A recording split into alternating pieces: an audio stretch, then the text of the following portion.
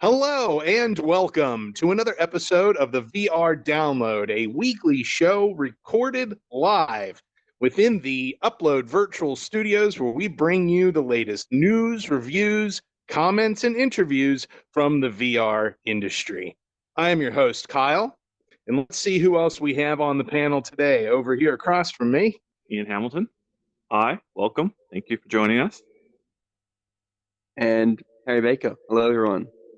Happy Friday/Thursday to you. Hope you're all doing well. Now you're just going to confuse everybody here. Well, yeah, it's Friday for me. All right, I'm in the future. So how's your week been, gentlemen? Well, pretty good, you know? It's back to school week via virtual schooling for me. And it's a very complicated feeling because, like, I grew up with dial-up in my early days. You know, internet was there for me when I was my kid's age. My earliest chats with my wife were sort of back when we were in high school together and doing AIM chat. So, like, I respect the internet. I love it. It changed my life in profound ways. But watching my kids, my kindergartners, start school over video chat is just, he's so happy. He loves it, but it's also heartbreaking at the same time. We're sort of watching. I think it's a lot for the teachers to take in. The teachers are trying to adapt. Kids are trying to adapt. It's tough all around. So it's been an overwhelming week trying to get that up and running. The remote school thing is a challenge for everybody, I think. I've got two school-age children myself, and I do not envy the teachers. I think that is a very daunting task to try to teach and engage children over the internet. But the reality is that, well, the virtual reality is that someday this might be commonplace. This might be the new norm. That's the conversation we've had in our house quite a bit in the last couple of weeks is this the new norm? And honestly, we don't know, but we do know that we have technology that makes this feasible. I mean, look at what we're doing right here. We're literally having a broadcast news show, and Yep. none of us have left our houses. Yeah, it's amazing. Yeah. It's really hard for me to have both those thoughts in my head at the same time. Like, we're literally on the cutting edge here with our hand tracking and some of the best avatars. There's obviously Altspace has some great new avatars.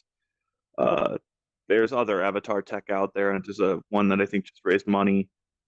The headsets aren't doing any facial tracking just yet, so there's like a missing piece here. There's a lot of gaps being filled in, but we're doing the very cutting edge here, and I wouldn't replace, like, being able to be here with you each week is enormous to me, and I do feel super present when we're here and conversing together. So it's enormous to be able to have this, but it just hurts at the same time. You know, when you see a flat screen video chat happening with 30 kids and you have to swipe to get to the next set of kids because they only display 9 squares on the screen. Like, it's just all the limits of all this stuff at one time become readily apparent. Teaching a kindergartner how to turn their mute off so that they can actually ask a question for the teacher. It's just doesn't feel good to kind of see all those limits. It's like an interaction it's an interaction you don't ever expect to have to, like, teach a kindergartner, like, and this is how you mute on Zoom. Yeah, it's like teacher, a year ago, that's never something that the teachers got these little flashcards and, like, you need to see this symbol to talk to me, and you need to see really this symbol. This means you're on mute, and it put the perspective how good this is, and like how.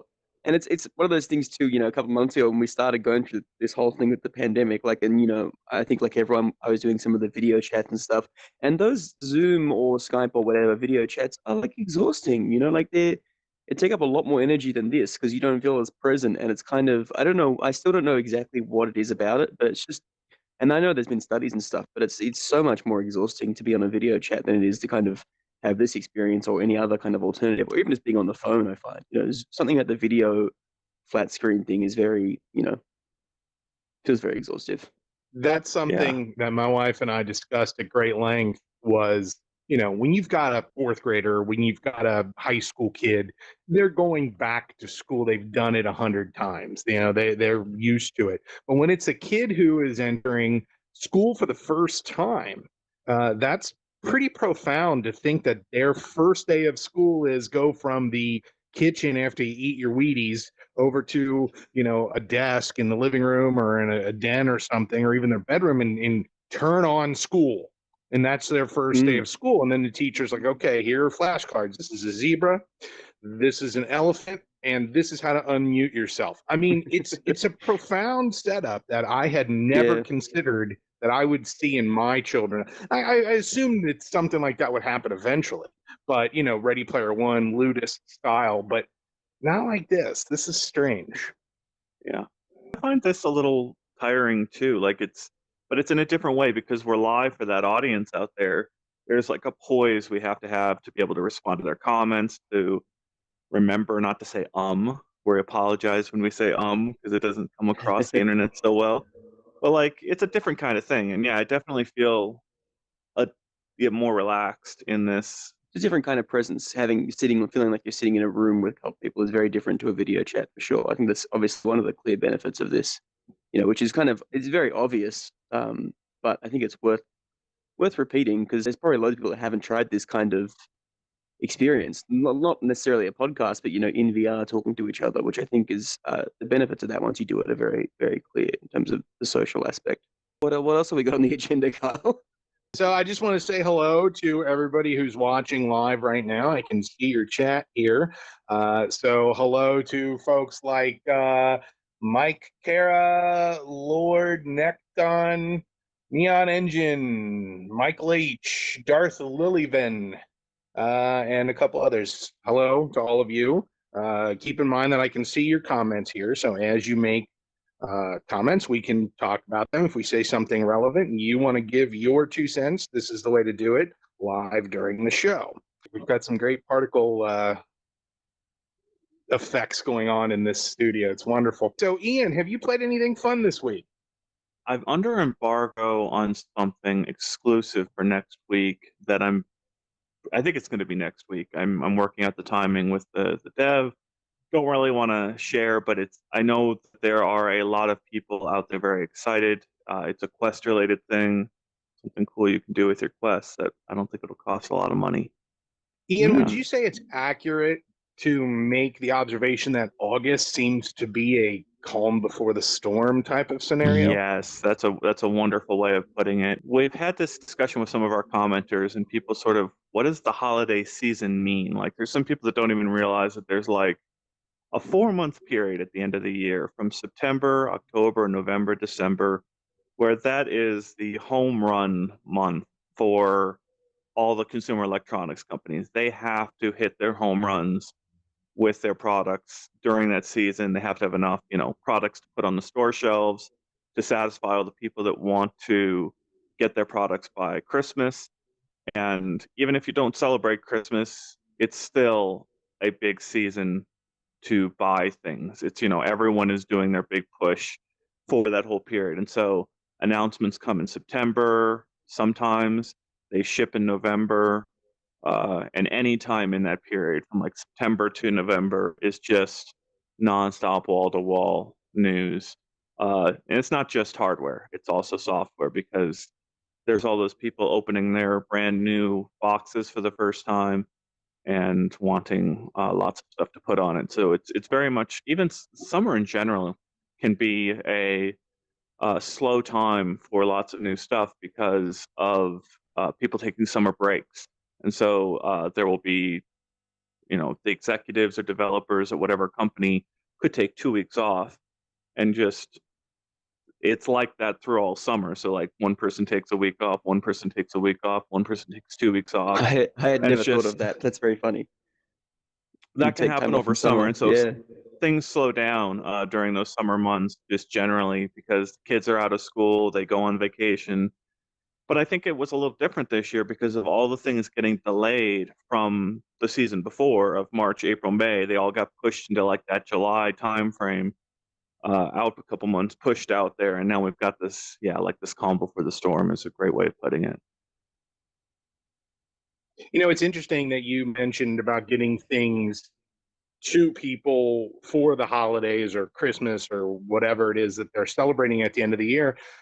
We have an interesting new detail, a challenge that you can't necessarily expect to be able to go to a store on a shelf and pick up the next quest or the next game or the next piece of unique hardware that's going to come out. We don't know. What are we expecting in terms of turnaround for stuff like this? I mean, I know that and it's not on our news here, but the index shipping has changed a little bit, the Valve index. And how long is it going to take? So do we need it out as quickly as September, mid-September, in order to get it to put under the Christmas tree or whatever? When was the last time you ordered something on Amazon? I'm getting products once every 2 weeks off of Amazon now. Like Amazon shipping is pretty much 2 weeks out right now for me where I am. Mhm. Yeah. And so like I've got a kid with a birthday in September, near the end of September, and I'm purchasing presents now, thinking about those little things to grab now because I'm so concerned for that exact thing. And we've got all those dates floating around for PS5 and Xbox, and it's a real open question, like how they're going to manage. Like, I don't know. It's yeah.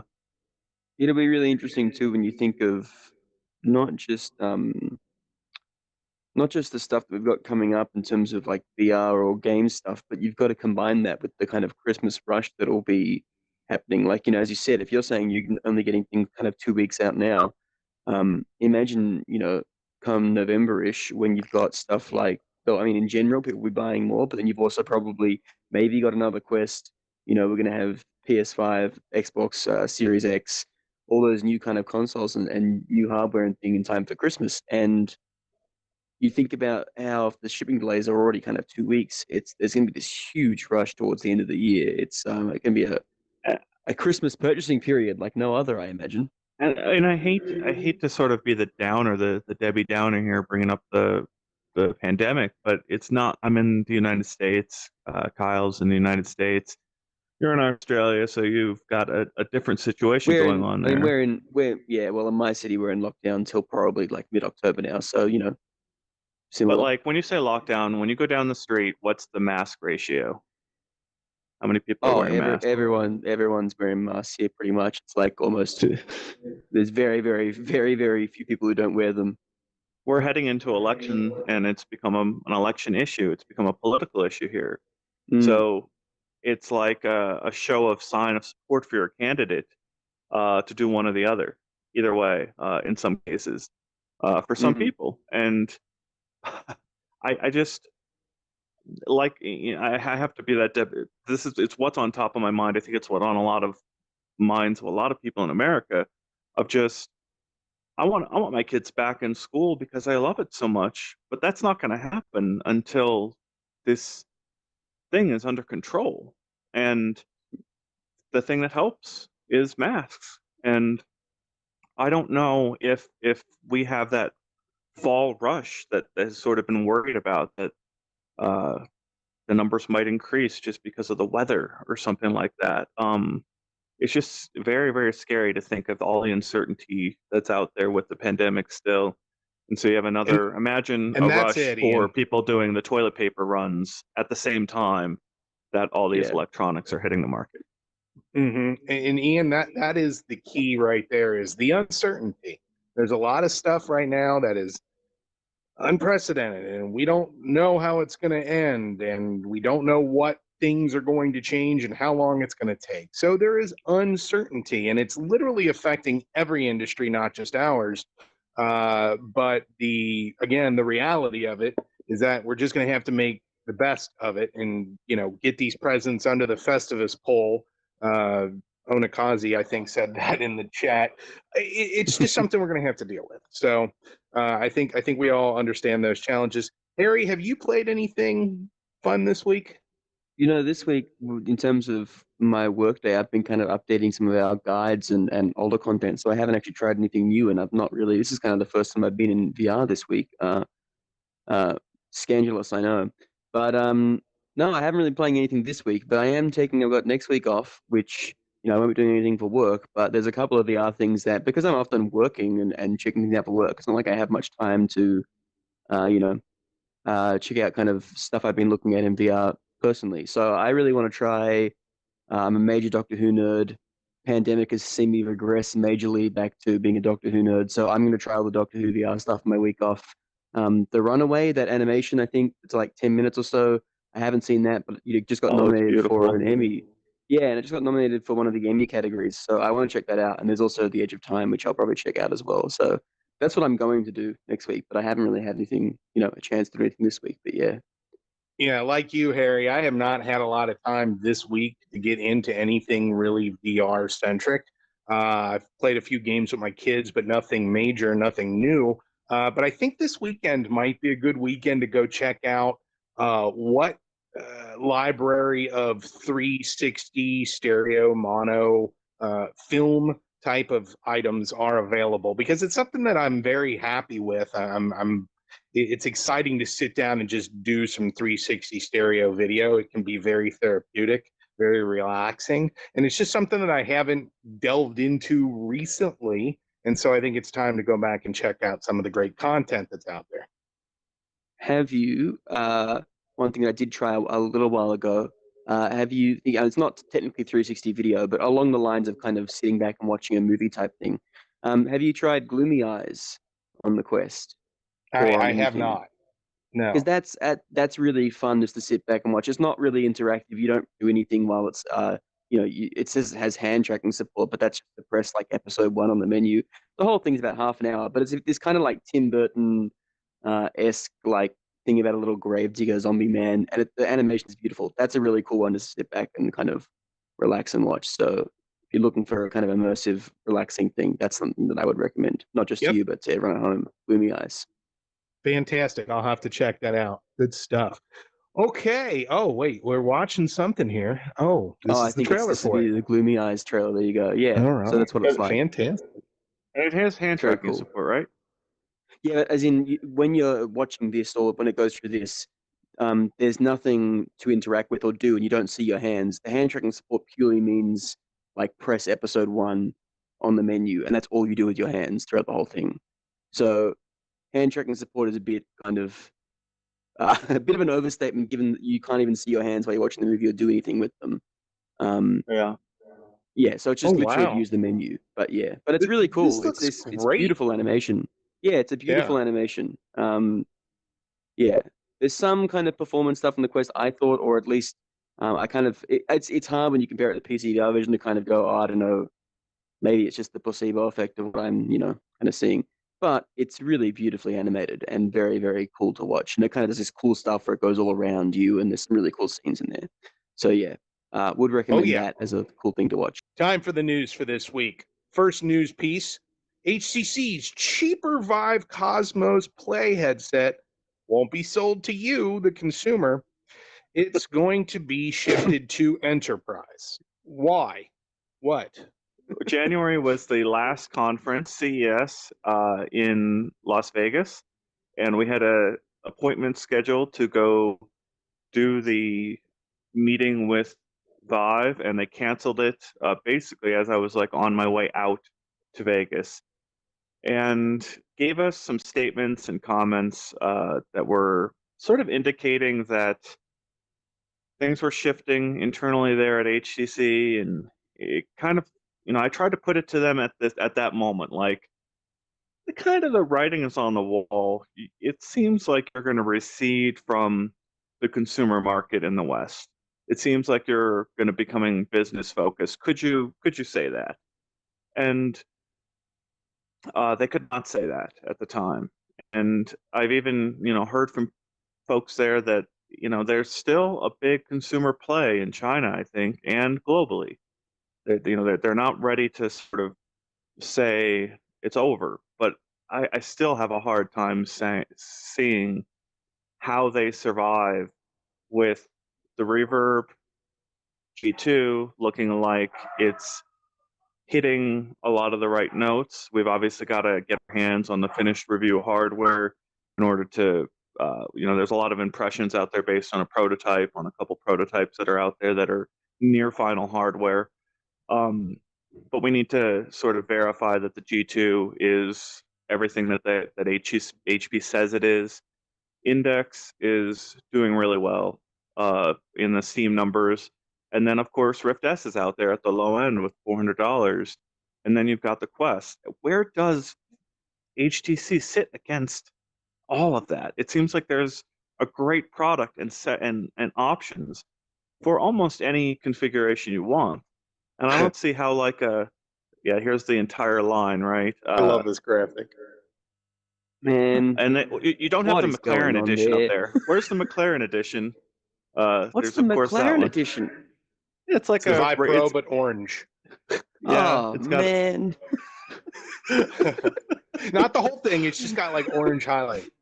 is it actually called the McLaren edition, or are you just it calling it that is. as a It's joke? called the It is? McLaren edition. It's like a Yeah. team Oh. up with the car company.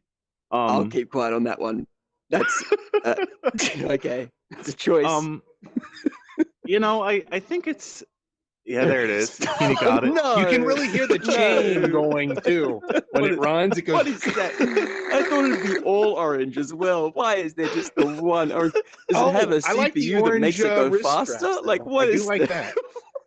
That is the weirdest team up I have ever heard in my life, especially that's not all orange, like orange accents. That thing is I would be ghastly. curious. Oh, I mean, so. Oh. Okay. It's Anyway, it's such a situation. Like I feel. I don't know when the history books get written about VR, the team up between Vive and HTC, but between HTC and Valve, was so important and so pivotal. If you go back to 2016, you've got the Rift shipping out there with a gamepad at the same time that the Vive is shipping with room scale and two-hand controllers. And so many devs jumped in headfirst into room scale two-handed controls right there. Facebook had their typical like dev relationship partnerships where they were shipping out Oculus Touch controllers, and they finally got the Oculus Touch controllers into consumer hands by the end of the year. But there's a period there from late 2015 into middle 2016 where so many devs were inspired to explore concepts with hand controllers and room scale tracking and having that chaperone system. I almost called it Guardian, which is unfair because chaperone was out there, providing you those guards to keep you from going outside of your space.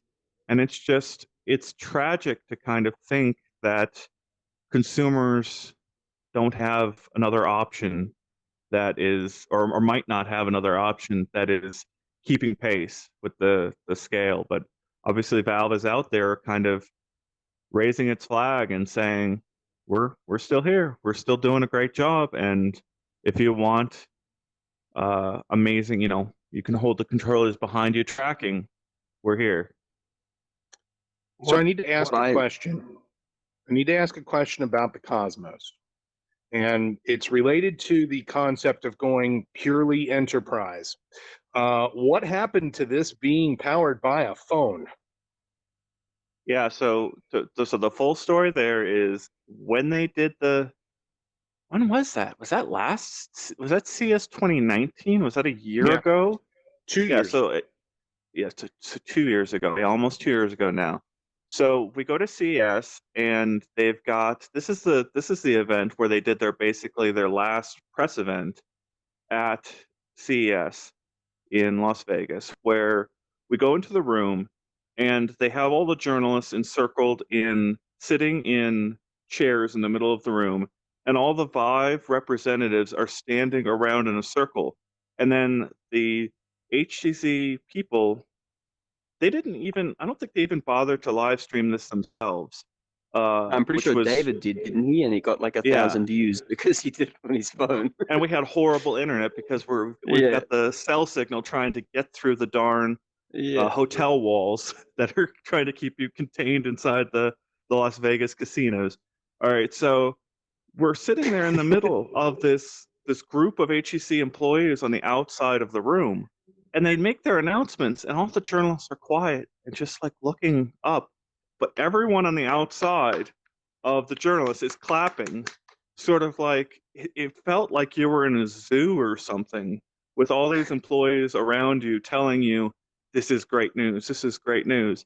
And in that whole presentation, they showed this single image of a giant, phone, an outline of this giant phone sitting in the back of the headset there, sort of hinting, yes, this is a convertible device that will eventually be powerful by a phone. And that has Was that the Cosmos disappeared. or was that this? Was that meant to be the full Cosmos? It was meant to go into the actual proper, or was it like the Cosmos Play? Or I can't remember when this thing I was. was under the That was before impression they it was the differentiated Cosmos. them, I think.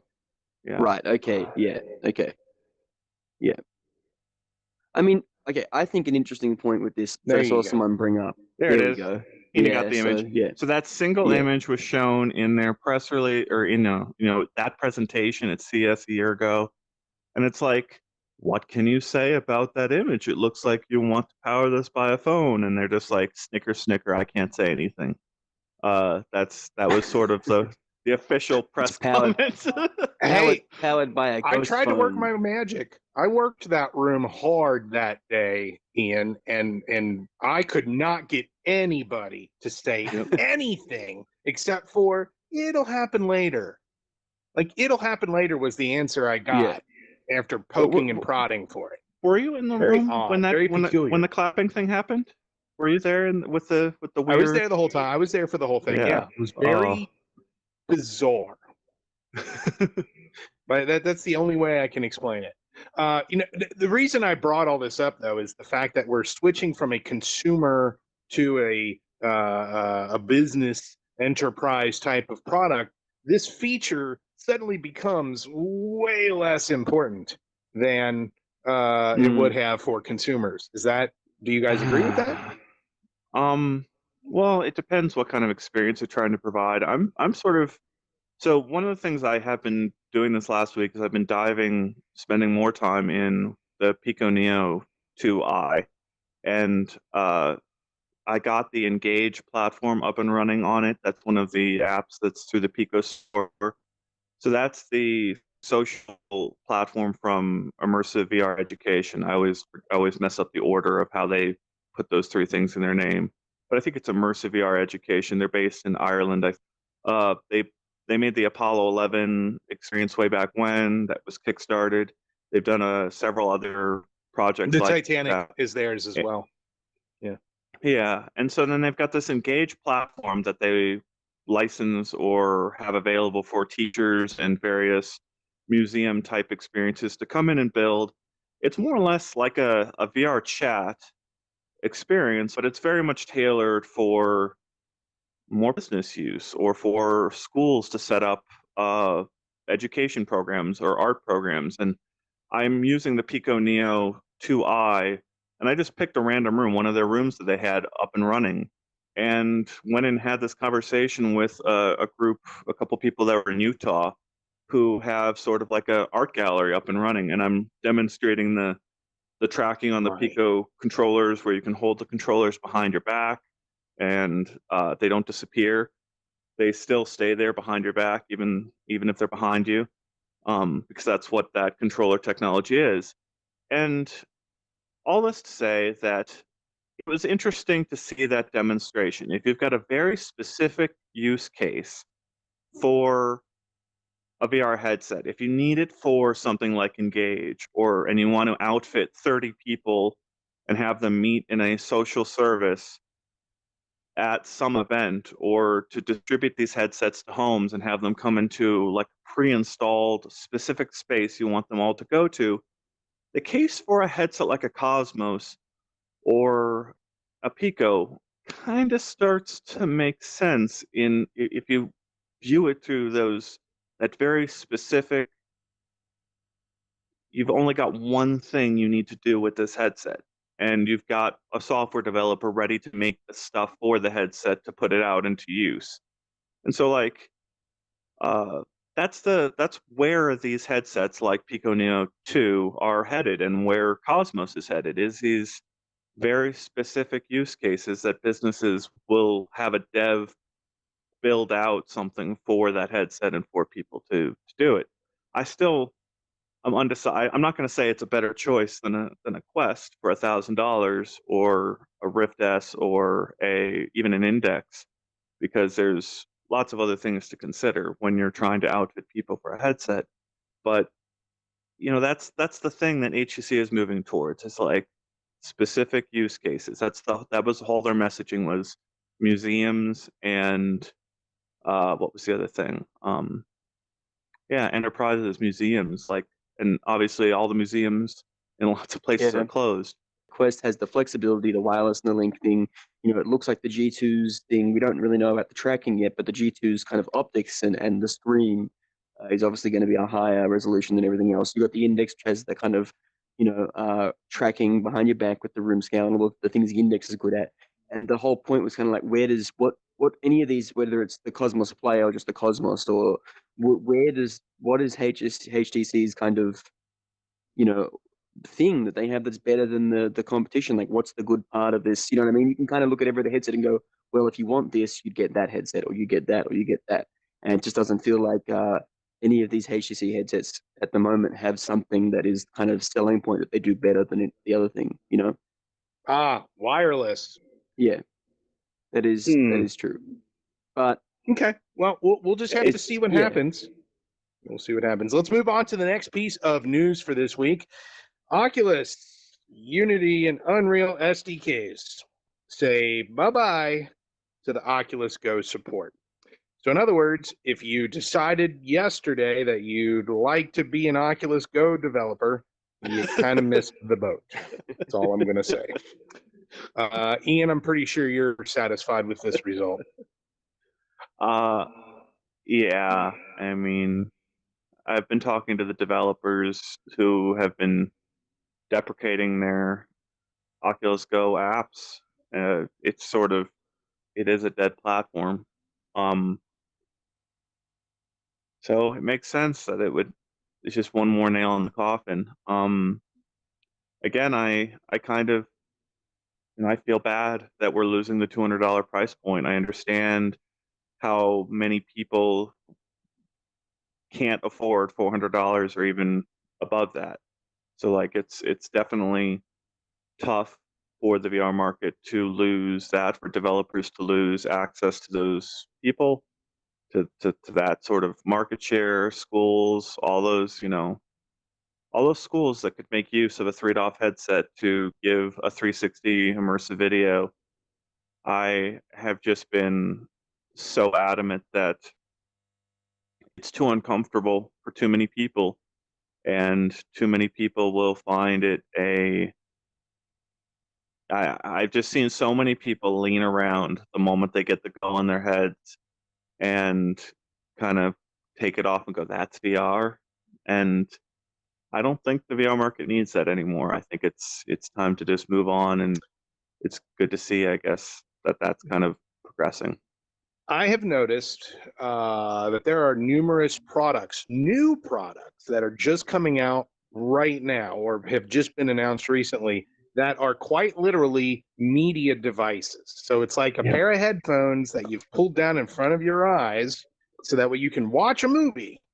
Now, the Go does that and then some, but it's being discontinued. How are products that don't do as much as the Go offers survive in a post-Go universe? Yeah, it's the same. It's one of those other things that become the problem for Cosmos. It relates really well to our last conversation, where if you have a very specific VR training use case where you want to show 100 employees a 360 video of whatever they need to do for their job. And the 360 video is like you're working with a Striver, that's the company out there that makes some of the best VR training out there. Very large company, by the way, probably one of the largest, if not the largest VR company, last I checked, doing these training videos. Why would you get them a Cosmos or a Pico Neo if all you need is 3DOF for the video training purposes? And even if Go is gone, there are some other options like a new Lenovo 3DOF headset that they're marketing more towards the business use cases. You don't need lighting. You don't need the head track lighting, so you can have bad lighting for a 3DOF headset. So you can use that headset theoretically in more places. So even without the Go, and with sort of Oculus saying we're focusing specifically on Quest, and yes, you could like activate a 3DOF mode in the Quest if you really need to use it in those types of situations. It's tough. It's another example of when you've got something like Lenovo out there and it works in those extra conditions, and maybe the pricing works out when you order them in bulk. Like if you need to buy 30 of those Lenovo 3DOF headsets, you can probably, I would imagine, get them for much cheaper than 35 Cosmoses that you would have to hook up to PCs or Vive Focuses that have the cameras on them. So I don't know. It's tough. Yeah, I don't know. Harry, do you have a Go, Harry? I do not. I have put on a Go for about 10 minutes. I was visiting Tatiana probably about a year ago now, or a little bit more. Yeah. That's I actually tried that's about how long most owners put it on too. I tried it. I tried the Quest first actually, and it's funny because it would be more than a year ago now. But yeah, it's funny because you say that thing about leaning. I have talking about 3 doesn't necessarily Go, but I did that with I was given some promotional thing, gave me a cardboard type thing I could chuck my iPhone into, and I remember knowing that wasn't kind of the full VR experience, but still being disappointed at that when you try and lean and it kind of doesn't match up. But yeah, no, I when I was over there, probably more than a year ago now, I don't know quite when, I was playing around with the Quest, which I didn't own a Quest at the time, and I was playing with her Quest. And then I saw the Go, and I was kind of like, oh, and I chucked that bad boy on for 10 minutes. And I mean, yeah, it is what it is. That being said, the weight difference was, I mean, obviously a lot lighter, but I wasn't expecting it to be kind of that light, I guess. See, I was still like, have- wow, it's really light. I have a Go right here. I'm actually here. I am holding a Go right now in my hands. This is an Oculus Go on the VR download. See, it's there. It's present.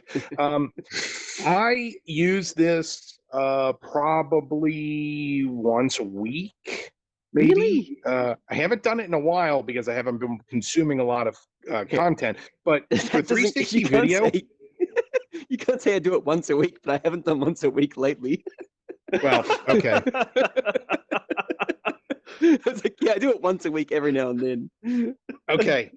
I do it a lot, Harry. 100% it works 100% of the time, or what was it? Exactly. That's right. 50% of the time it works 100% of the time. That's right. Yeah. I haven't used it. It's probably completely dead now that I look at it right now. But I was using this as my primary consumer to consume 360 video. This was it because this is comfortable. The strap and the way it fits around my big, thick hipster glasses, it works really well. There are pieces of this that I am going to sorely miss, but I understand that it needs to die. So, it just depends on what you're into, I guess.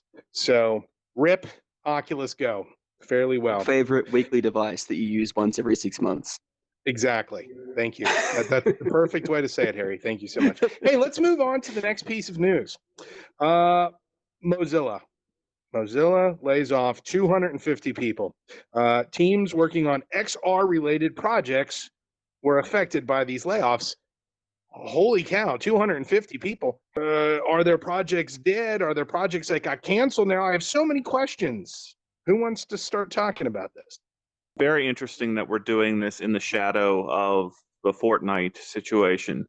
It appears Epic has filed a lawsuit against Apple due to anti-competitive, alleged anti-competitive stuff.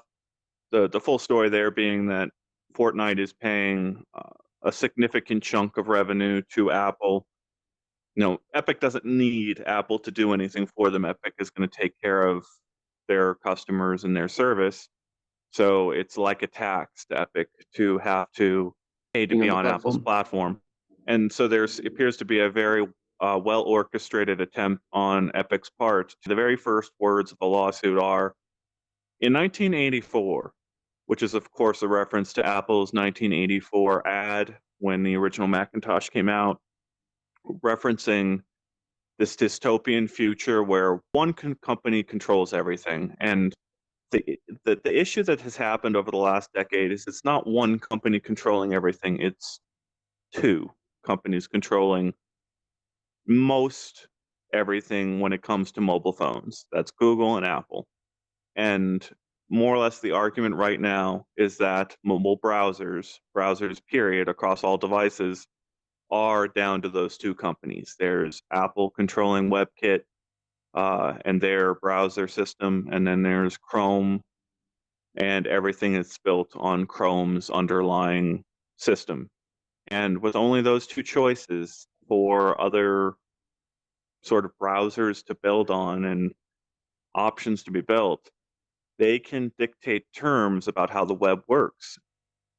So I'm working on a story on this right now, and hopefully early next week, I will get it out. I've got comments from several people who are involved in the specifications being written for WebXR and previously WebVR before that. And there were efforts to put the web VR on the web a decade ago, a long time ago.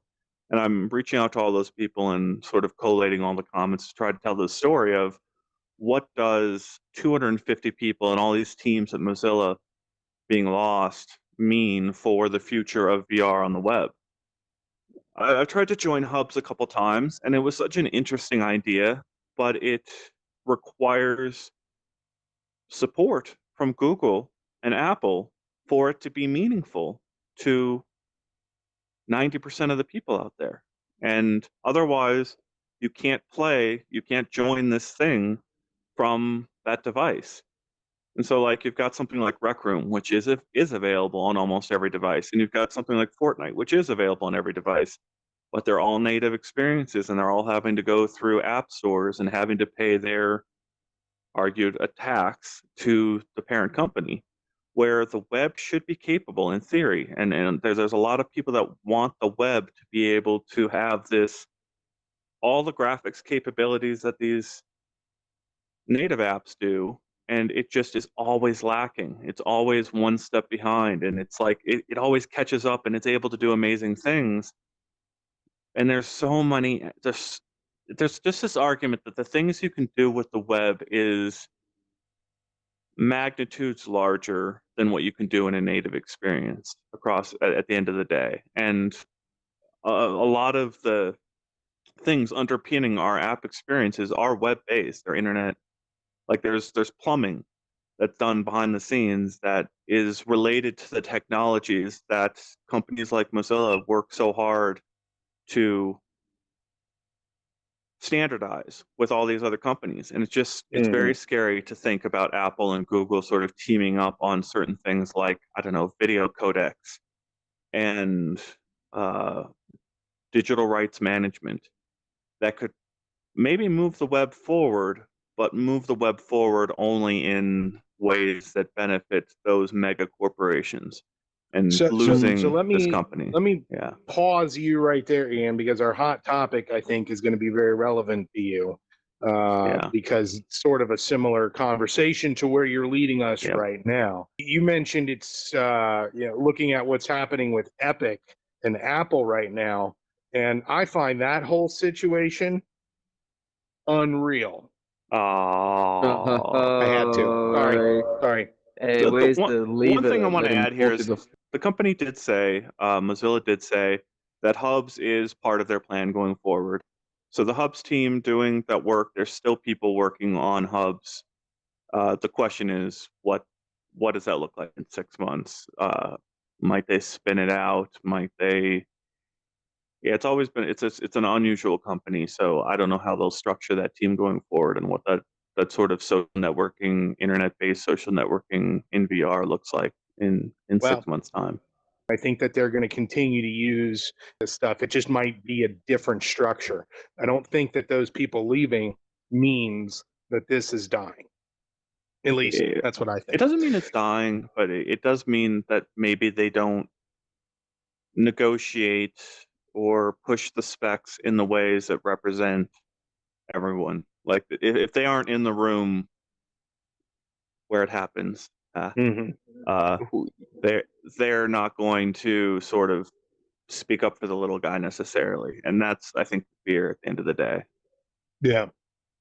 All right. Well, we'll see what happens. I'm sure, Ian, you'll dig up some more dirt and write some articles, and we'll all be in the know on what's happening at Mozilla. All right. So our last piece of news this week is The Walking Dead Onslaught. It's coming this September. Who wants to tell us more about that? Well, Go ahead, Harry. I've got some thoughts on this one because this just broke recently. So I read the article and watched the stuff before I came on the show. Now, this is interesting, I think, this game, because originally it was going to be a co-op. Obviously, there's been the uninitiated. There's The Walking Dead Saints and Sinners, which is set in the Walking Dead universe, but it has a very kind of stylized look to it. It's set in a completely different area, and has different characters. It's kind of like just using the universe / brand of The Walking Dead, right? But this is kind of meant to be like a game that's set in the show with the show's characters of Daryl and Rick and Carol and all the other ones that sound similar. Originally, it was going to be a co-op game you could play with your friends. It's been delayed. I think it's like almost a year of delays now. It's meant to be out ages ago. And it's kind of releasing, in the shadow of Saints and Sinners, which is kind of an unexpected success in that I don't think anyone really thought it would be as good as it ended up being, or kind of, certainly wasn't on as many people's radars. It kind of blew up a bit after release. But what I think is interesting about this is now they've said no co-op. They're doubling down on the story side, which is a bold choice considering the one thing it had that was quite different from Saints and Sinners was that it was co-op. There's more differences. But you kind of get what I mean. The co-op thing was a very big point of difference. Whereas now there's no co-op. They've got rid of that. They're focusing on the story, and you can play as the characters, as you can see, Rick and Daryl from the show. But I just think it's interesting that their response to the Saints and Sinners kind of clash, and that you've got these two Walking Dead VR games on a platform that is already saturated with zombie games as it is. They've kind of gone to make it not more similar to Saints and Sinners, but they've doubled down on the story aspect, which is interesting given that was kind of one of the things that Saints and Sinners focused on. But it separates the game. It's just I guess it was interesting because I believe that even some like David and Ian played demos where they were doing co-op stuff, and that was kind of the big focus. So it's interesting that's gone. But obviously, I think now the draw card they're trying to play here is that you can play as these iconic characters from the show. And it's funny because I used to watch The Walking Dead. It's still on. I think I haven't watched it in years, but it's funny, Harry, because you're saying a lot of the stuff that I said while you guys were gone. Like I used to watch the show. I used to love this. I used to watch it all the time, but anyway. But what I think is funny is that watching that trailer this morning, I noticed that, like, I don't know if this was originally in the older footage, but in this footage from today, when Rick shoots his gun, it has like they've put in the same animation flick that Rick has in the show because of the type of gun he's using. He has that kind of. You watch the early seasons of the show. Yeah, it's like iconic kind of. Yeah, it's like it's just it's the way he does it, and it's very like it's one of those things you remember from the show. He always had that kind of flick to his gun, and they've put that in, and I thought that was funny because they're so clearly trying to, make it as close to, I think, these characters as they can and capitalize on that. So I thought it was funny to see that when you're shooting as Rick, it has that kind of signature, wrist flick, kind of recoil animation. But I think this will be an interesting one. I don't know where it's going to land in terms of whether people will enjoy it, whether we will enjoy it, whether it's in terms of reviewing it, whether it will kind of be good, and whether the public will take to it. I don't know. It's interesting. I don't know where it fits in. It's a Survios game, so chances are it's going to be awesome. Yeah, hopefully. Fingers crossed. Oh, hello, Ian. I'm back. Yeah, I'm back. Oh, good. One thing I wanted to add here is I'm curious, like, with it coming at the end of September, that's right into Halloween month, and we're still waiting on the other one, Saints and Sinners, to hit Quest. And with with there still being a launch left for Saints and Sinners on one headset, with this launching on the other headsets, I think the amount of confusion we could be in for could be substantial, especially with people looking for the ultimate zombie game to play around Halloween. That's true. This isn't launching on Quest, is it? It's not a Quest. No, I don't think there's been any talk of that. Yeah. This is similar. Having these games, it's similar to the Hulk movies. It's, each one of them is bad in its own right, but everybody seems to have one that they think is better than the others. And everybody's confused about where the Hulk movies fit in. Everyone's like, wait, is that original 2003 one? Is that part of the... And you're like, no, that's not part of the cinematic universe. It's is that Ed Norton? One. No, that's Eric Bana. No, that's exactly. Bill Bixby. What are we watching here? You're right. It's a weird similar level of similarity and confusion. Yeah. It's funny. So, okay. All right. So let's get into our hot topic for the week, because Ian sort of led us there. And so this is the ultimate segue into the hot topic. With large private corporations seemingly at the helm, will the metaverse be as open as the web, as the rest of the internet? And I honestly, we think we need to identify, when we're saying large private corporations, what do we mean? Who are they? And what type of control do they have over this? Plus the idea of the metaverse is not one individual concept. Everything connects. It's a bunch of pieces here and there and here and there.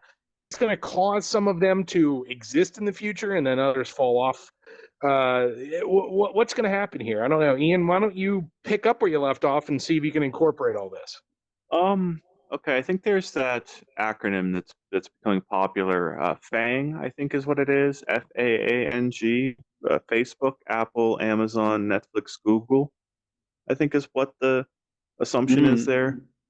Those are the companies that represent the vast majority of internet traffic. If there's someone going to a website, 95, 98 even % of the traffic that people do would probably be on those, would be somehow powered in some way by those companies, those specific companies listed. And I kind of went through some of these things earlier, but we've got avatars, digital rights management, standards, paying people for access to their services.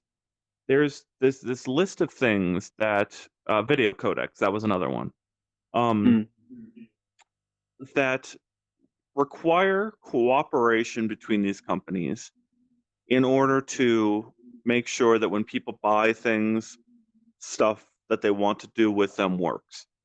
And it's always this frenemy situation between these companies that any step forward has to kind of work on some level with all the other companies in order for everyone to be happy and to unlock an even bigger market than the markets we had before. And the scary thing is when you're talking about it sort of is built upon so many of these different underlying layers. We've got OpenXR, which got out into the wild in a very important way over the last year. WebXR used to be WebVR, used to be other technologies before that. Standardization between these systems happened before sort of Mozilla cut all these people. And so there's a lot of things put in place that could ensure some of these things work into the next layer. But I don't know. There's a lot of things like 3D scanning where we're on the cusp of being able to, we had I can't think of its name right now, started with the T, Tango phones out there for a long time from Google that you could do some scanning with if you used a certain app. Then you've got the LiDAR scanner on the newest iPad Pro where you can do some scanning on that. But then you've got this thing that is in a 3D modeling format, and you've got to skin it with textures, and you can upload it to Sketchfab. But how do you send a 3D model that you captured on an iPhone to an Android phone? Is it really possible? That's not something that's likely to happen anytime soon. And so there's still friction in making all these 3D things work together. And there's work to be done to make sure people can do cool, new, fun things with 3D. And it was just, it's such a long process to get 3D mainstream and to give it the mainstream appeal. Tilt Brush is now 4 years old now, longer than that. Being in the market where you could build a 3D thing in VR, and then you've got Blocks and Poly and all these different services that have launched over the last couple of years. And you've got 6 different art apps that you can use for building 3D content in VR, but sharing it, accessing it, visiting it, it's not easy. And that's where something like we go full circle here back to Horizon. And is there going to be a competitor for Horizon? And is Horizon going to suck up all this content that's out there floating in various one-off services and being able to access it all in a Horizon type experience? That's the true sort of metaverse, is being able to make something in 3D and then share it with friends and have people in with you to see it. And you don't want to have to teach a person coding in order to make those things. And that's what the promise of Horizon is. But like all these other things I'm saying, 3D model formats have to be standardized. What kind of headset you've got, what kind of system are you going to be able to access this content from? Are you going to be paying a tax to one of those 5 companies I named earlier in order to get on this thing? Or is it going to be accessible to school children and people who don't have the $400 to pay for a Quest? It's a long road. I think this is kind of more of a big picture overview type thing. But I think it's interesting to think about this. I've been thinking about this and Facebook Horizon and other kind of, metaverse implications and things. And I think it's interesting to think of it like I've recently bought a new Google Nest Hub, which is a little screen on it as part of my kind of smart home setup. And I've got a bunch of Google Homes and, some smart lighting and that kind of thing and Chromecast and whatnot. And I think that's an interesting kind of framework to look at how, if you look at smart homes over the last couple of years, certain things have started to kind of be cross-platform and, it's easier. Like, you still kind of, even though I've got a whole bunch of Google stuff, if I had an iPhone, which I don't currently, but I'm thinking of getting an iPhone, I can install Google Home, and I can kind of control some of it from an iPhone, even though it's an Apple device. And there's now some crossover where there, wasn't, especially, and things are starting. There's certain things that work on, you can access from different platforms, even though they're kind of competitors and stuff now, right?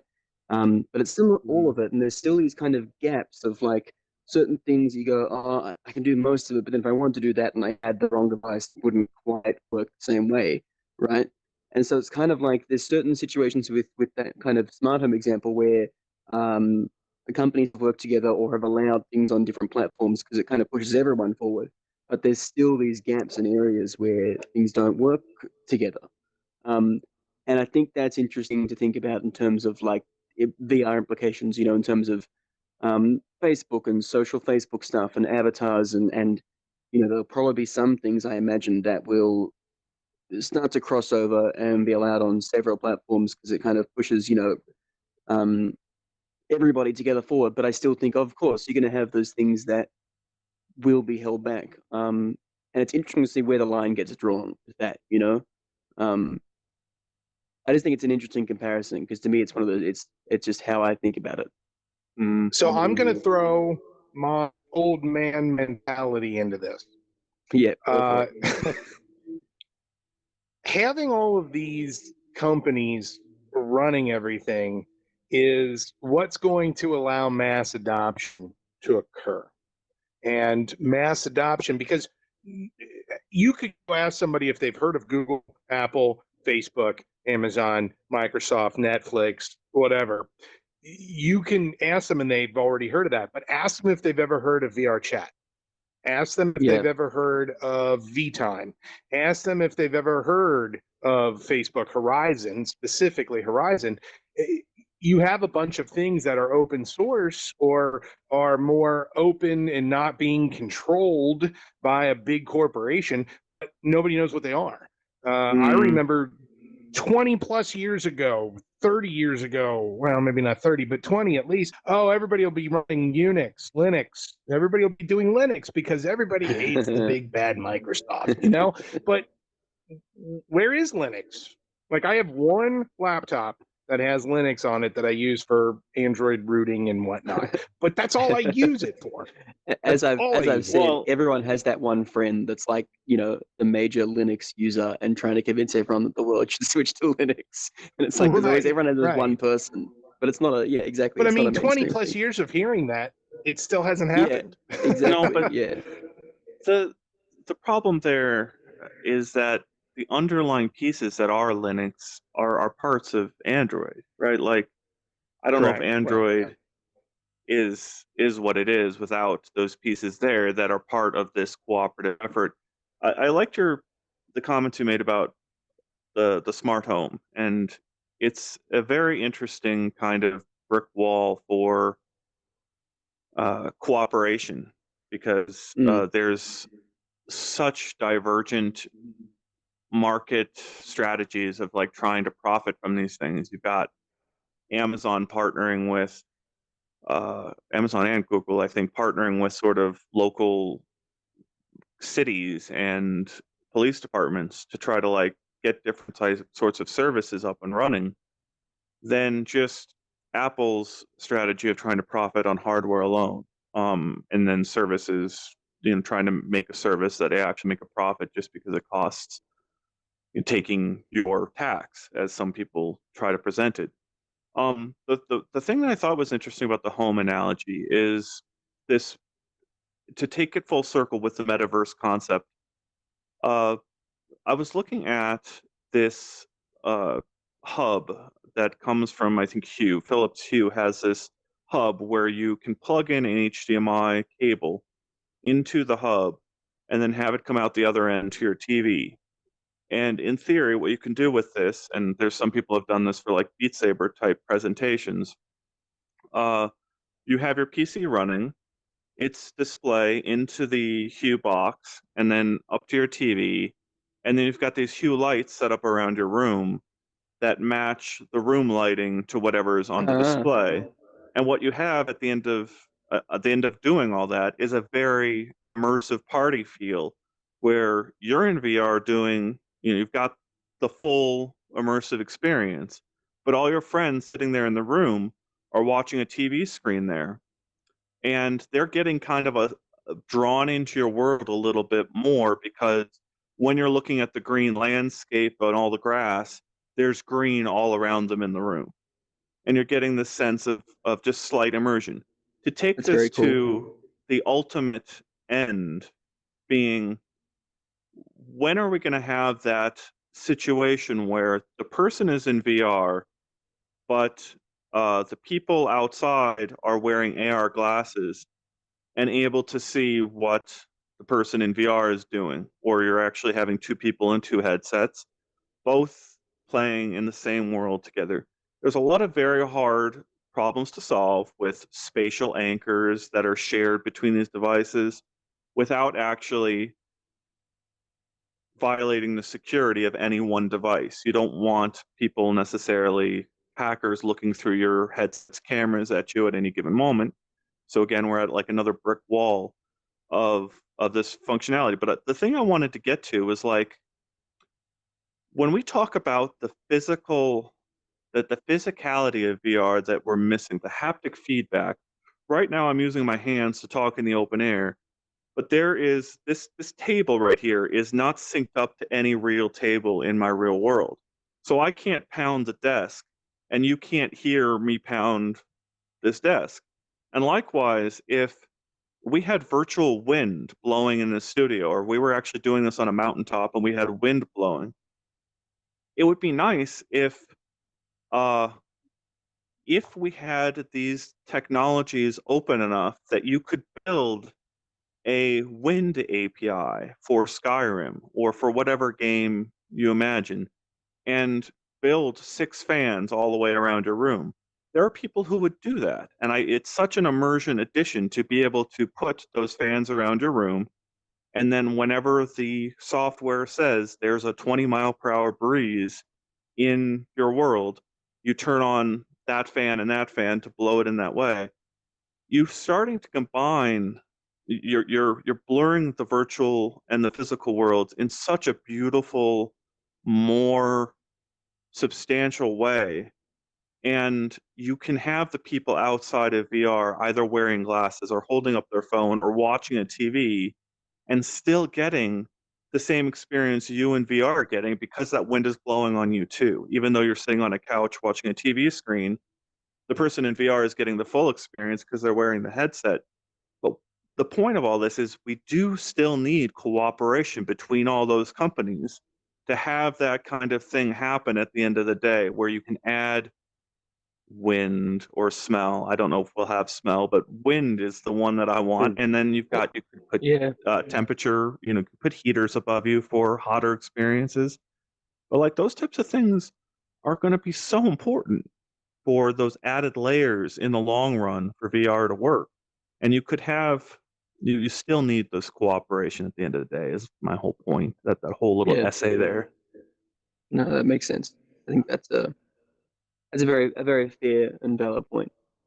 And interesting to think. Yes, and everything needs to be able to talk to itself and to other things and be able to incorporate all of this. I guess the big question that we don't have an answer for yet is, will these big companies, our corporate overlords, will they actually allow what you're saying we need to have? And will they play nicely with each other? You'd think it would be something very, very simple, that everybody just agrees on one thing. But boy, that is such a hard request to make when this many big players are all involved in the mix. Yeah. But you brought up VR chat a while back, and like I agree that more people know those other companies, but VR chat is one of those independent players. Still at this point, it could change overnight with a big offer from one of the companies. But where that is feasible, that we can get those types of things, like the things people are doing with the avatars in VR chat, aren't being done in other places that I can tell. People doing breakdancing in VR with those avatars and having such immersive, incredible things being done in Beat Saber because the avatars are that physics active. Those, things can still be done with the small companies, just building up their shares bigger and bigger, right? They don't need to necessarily access the billion people with iPhones and the billion people with Google phones in order to move some of these things forward. You can do it with a VR chat to a certain extent. I think what's interesting too, to go back to your point, Kyle, about them playing nice, I think for me the question is less will they play nice and where will the lines be of playing nice. Like, I think to some degree we will as VR gets bigger, they will have to kind of have these standards and things that cross platforms. The bigger question for me is, at what point, like, where is the line of what's allowed and what actually they consider to be beneficial for everyone, and what things become, no, this is only on our platform, or we're not playing nice with the other platforms for this thing specifically. I'm glad I have hand tracking, because it's all about the moolah. It's all about the Benjamins, right? Yes. It's what they want. It's all about the money. All right. Well, I'll tell you, my battery is getting low, and I think it's probably time for us to wrap this episode up. So what we have here is a giant question mark on the screen. I love that. Okay. As usual, I want to recommend that everyone go check out uploadvr.com for all of your latest news, reviews, comments, and interviews from the VR industry. And take a look at our YouTube channel as well. There's plenty of really great content there if you haven't checked it out already. I don't know, Ian, do you have something or anything that you'd like to promote? Yeah, I've got that sort of thing I was hinting at earlier, that I think you've got a Quest out there, and I think I'll have something really cool to put on the site next week. Probably next week, could be pushed to the following week, but shouldn't cost much and should be pretty neat for a lot of people out. Just check. Like we said earlier in the show, September to November is going to be a big time in VR, and it's been a calm before the storm in these last few weeks, and it's going to be building and going to start to pick up over the next couple of weeks. So definitely check in on uploadvr.com next week. Fantastic. And Harry, how about you? Anyone want to push? Well, I was just gonna say, at the moment it's been a bit of a calm before the storm thing, as we've said, but we have been trying to update a lot of our lists this month and this week particularly, and create some new lists. So I know Jamie's been going back over a lot of like our best Steam VR games, best PSVR games, best Quest games, and there's been a lot of really good solid additions to those lists. We're getting to the point now where it's kind of hard to, some things getting, kicked off or bumped off that are really, it's hard to make those decisions, and the lists are becoming really meaty. So there's a lot of those have been updated. A lot of our custom Beat Saber installation guides I've been updating, side quest, how to sideload guides. We've been running new quest guides. So there's a whole bunch of new kind of lists and guides and updated things we've been working on this week. So worth checking. And I want to say, go leave your comments on those guides if you've got disagreements. We're not perfect. We've got our own opinions about things, and if there's good content that you think should be known by people, those comment fields aren't so big that you can't get through them. So definitely you can sort of speak up for your dev and your game that you love and add to those lists. You think, for sure. Yeah. All right, gentlemen. Well, thank you very much. And I want to thank all of you for joining us this week. Be sure to tune in next week for another wonderful episode of the VR Download. I'll see you in the future.